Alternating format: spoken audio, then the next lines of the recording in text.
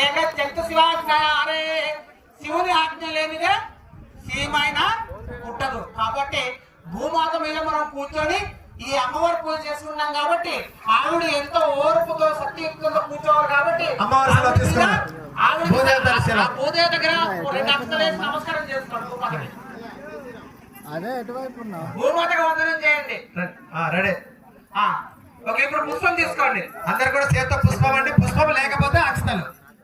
పుష్పం చెప్తే 1 అక్షరం 2 అక్షరాలు తీసుకుంటే పుష్పం తీసుకోండి. రెడీ.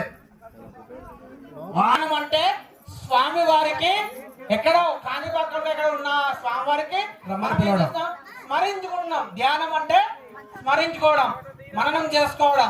మళ్ళీ 2 పుస్తకాలు. అస్మిన్ బింబ మహాగణపతి ఆవాహయామి. స్వామి వారికి ఈ మహత్కార్యానికి రమ్మని పిలవడం. స్వామి దగ్గర పువ్వు వేయండి. స్వామి దగ్గర పువ్వు వేసి నమస్కారం చేసుకోండి. నమస్కారం చేసుకోండి.